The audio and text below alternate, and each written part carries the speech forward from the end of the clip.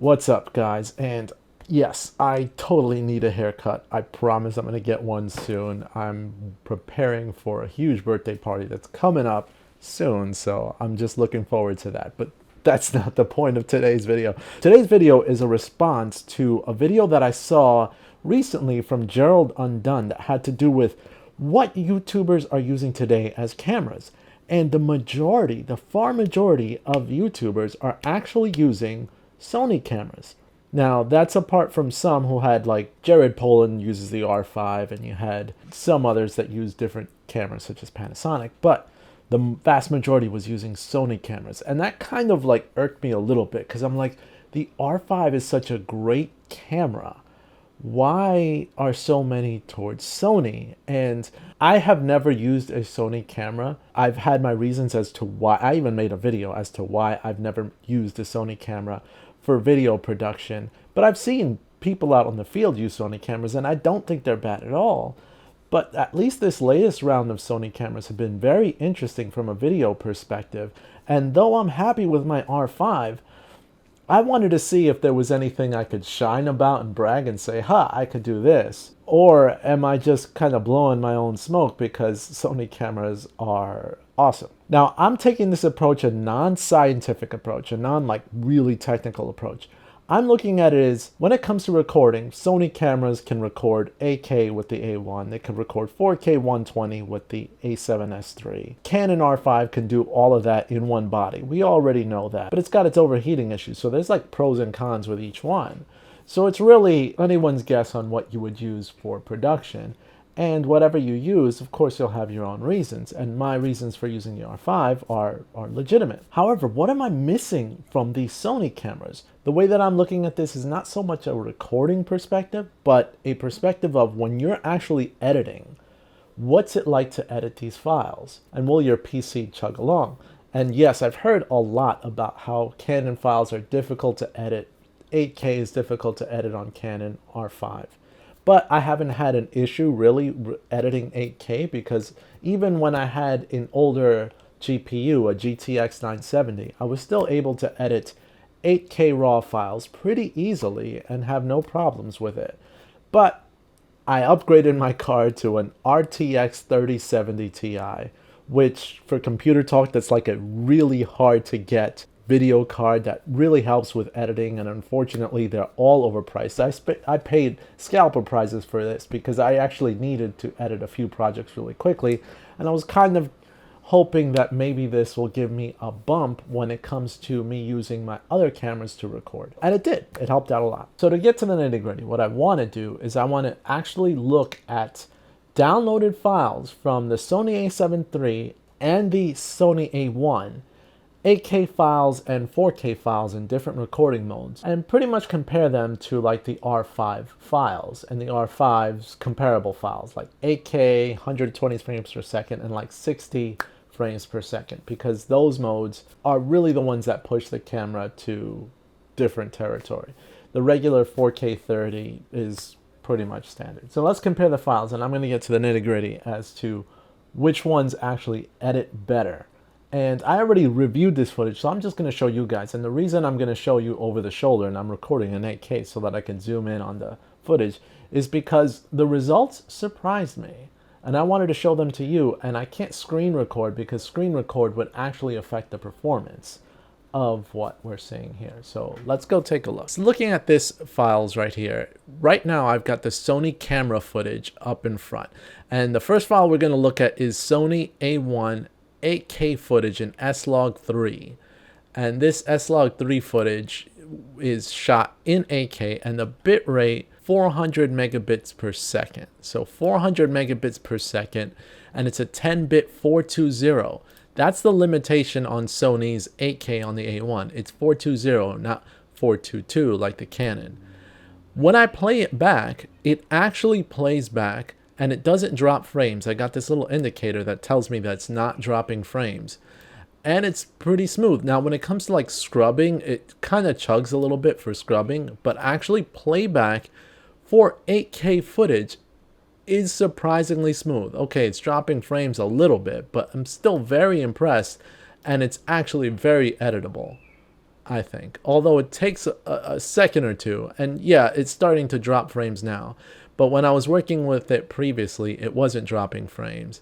And it's actually pretty impressive. The fact that you can play this file as smoothly as it shows here with no issues. Although it is dropping some frames. 10 frames dropped. Then going into 8K at 200 megabits per second. So this is slightly less. Looking at the file details here, it's still 10-bit 420, so you still have that much information, but it's not in C-Log3, and it's in a lower bitrate, 200 megabits per second, and this plays back even smoother. So the lower bitrate files, 200 megabits per second, 8K, smooth, smooth, smooth. And man, look, it even scrubs pretty nicely too, depending. Sometimes it's like a little wishy-washy. And just so that you know, I'm using an SSD, Samsung SSD external, 1 terabyte, and it's hooked up via USB-C, so you have as little lag as possible. So here's a shot of 4K 60 in S-Log3. Now 4K 60 in S-Log3, and I added just kind of Sony's standard LUT to it, and I downloaded these files from the internet. It doesn't scrub perfectly, but as far as playback, 4K 60 plays back pretty smoothly, and this 4K 60 is 200 megabits per second. So it seems that Sony's, at least files, first of all, the shots look beautiful, the colors look beautiful, and yeah, you don't have RAW with the A7S III because that's where this is from, but it looks pretty nice. This footage is actually sharper than the R5's full frame 4K 60. Which is interesting. Now moving into 120 frames per second on the A7S III. Again, playback smooth. No dropped frames. Scrubbing's not perfect, but it plays back smoothly. And this frame rate, 120 frames per second, is about 250 megabits per second. So that is great. So 250 megabits per second. This too, but this is an S-Log3. 250 megabits per second, you have smooth playback. And that's what it really takes. All of these files formats from the 8K, 10-bit 420 S-Log3 down to the 4K 60 and everything in between played back smoothly. And 4K 60 is sharper on the Sony. So you have the advantage of sharper 4K 60, 10-bit 422 on 4K 60, 4K 120. 8K is 10-bit 420, but it pretty much plays back smoothly and you can edit right away off of the machine. So let's compare that with the R5 tests. So I recorded similar conditions. We'll start with the 8K IPB light. This is 10-bit 422 IPB light. This bitrate of these files is actually just 341 megabits per second. So it's kind of like in between Sony's. Sony's lower megabits per second for 8K was 200 megabits per second. So this doesn't go as low as Sony, but it has more color information than Sony's. However, when you play back, it's very choppy. It's kind of watchable, but it's still very choppy. So unfortunately, you'll have to transcode. Going into 8K All-I, and this bitrate on 8K All-I is actually 1300 megabits per second, but it's 10-bit 422. It plays, but it's choppy again. You can't scrub, it's not as smooth, and it's a nightmare to work with, especially if you're going to work with this and try to edit quickly. So it's like, okay, Sony edits faster in 8K, right? So then it makes almost 8K frustrating to use. Well, that's where I want to actually catch you by surprise. What I see is that I recorded 8K compressed RAW. So not only are you getting more color information on 8K, but it's slower here when you record All-I or IPB. But when you record 8K RAW light, you get 12-bit color in 8K at a 17:9 aspect ratio. So it has a slightly wider aspect ratio. I get pretty darn smooth playback. And look, the scrubbing on this is a lot smoother than any of the other playbacks. Yeah, it skips frames, but I could barely tell that it's skipping frames, and it's really editable almost right away. Actually, pretty much right away. Now, that could be based on the fact that I upgraded my video card, which helps. However, the workaround is that the Canon R5 also records a proxy file immediately so you don't waste time. If I turn on the proxy, I pretty much can play back the footage in the proxy with limited to no dropped frames, and it edits smoothly. And it edited smoothly on my slower GPU as well when I had an older GPU. So this is a solution that pretty much tells me, at least from an 8K standpoint, it's quicker and you get more information to work with the Canon R5 for 8K.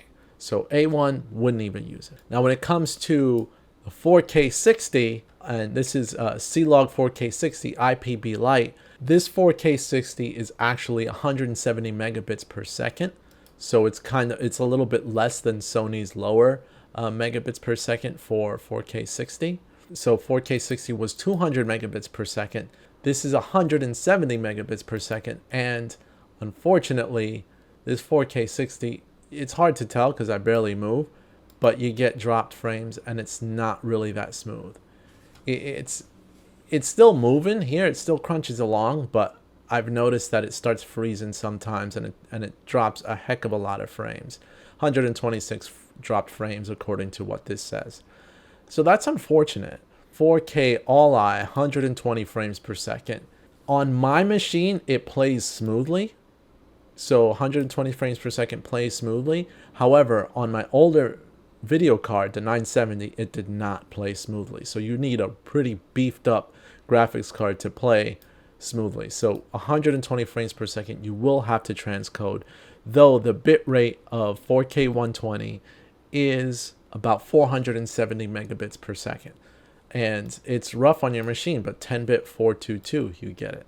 All right, now this is one more shot I wanted to add to this. So even though 4K 60 is sharper on the Sony A1 full frame, if you use the crop mode on the Canon R5 and shoot 4K 60, you actually get a sharper image in 4K 60 than you would if you use the Sony A7S III, because you actually have, it's down compressed from over 5K to a better image. And that's pretty cool, but playback on 4K 60, even cropped, is not as well. So what do we have? What did we learn today from actually these shots? Basically, lesson learned is that if you want to shoot the best and quickest 8K, R5 does quicker editing of 8K files, and they edit pretty smoothly, as long as you have a pretty decent machine. But even if you don't, thanks to the proxy mode on the Canon R5. If you're recording 4K 120 or 4K 60, you're better off, at least for a quicker turnaround, to use a Sony. If you need a sharper image in 4K 60, then your winner, ultimately, if you don't care about a full frame look, which you can work around that even if you have a crop, you're better off with the R5, because the R5 produces a sharper 4K 60 when in crop mode when compared to the A7S III. If you use the Sony A1, you can put the A1 along with the R5 because I believe they both downsample from a higher resolution into 4K when using those modes. So that would work. Although I'm not too sure about the A1's 4K 60, I believe that's the case, is that it'll downsample from over 5K into that crop mode, and then you can get a good 4K 60. But you don't have that on the A7S III. And then finally, if you're recording 4K 30, it doesn't matter which camera you use. The sharpest 4K is going to be the R5 when you're using HQ mode. Second place would definitely be the A7S III in 4K, because it's just reading pixel per pixel. And the worst performing would be the A1, because the A1 line skips like crazy. You might as well record 8K and then downsample yourself in post. Well, in conclusion, at the end of the day, now I see why so many people use Sony, because of the quicker turnaround, the faster editing, and actually the shots themselves don't look bad at all. I can't knock Sony. You can't. Sony does a pretty good job. But the R5 also has its advantages, such as the RAW files, the more color information, so you could basically tweak at your heart's content. The easy to work with 8K, which is actually smoother, buttery smooth when compared to the A1. It actually is smoother, which is shocking. The fact that RAW is smoother than than just the regular files off of the A1 in 8K. That's pretty crazy. And the fact that Canon is still the sharpest 4K 24, 4K 30, which is pretty good. So I'm still happy with my purchase. But man, Sony's killing it. Though I feel like if you have one preference, get an A7S III, a higher resolution preference, you might be happy with the A1. But a good balance, especially if you just want a good balance, is the R5. A1 if you need unlimited 8K. A7S III if you need really robust video features and slow-mo. And then the R5 if you need the best combination of video modes and picture in one camera. Let me know what you guys think. That's kind of what I think. And glad I watched that video, and I'm glad I did this experiment. Well, if you like this video, definitely consider subscribing, hit that like button, and thank you so much for watching this content. And I've got to bring you more, especially some camera news that I'm going to do in a later video. But as always, take care. I dropped chapstick. Anyway, see you guys later.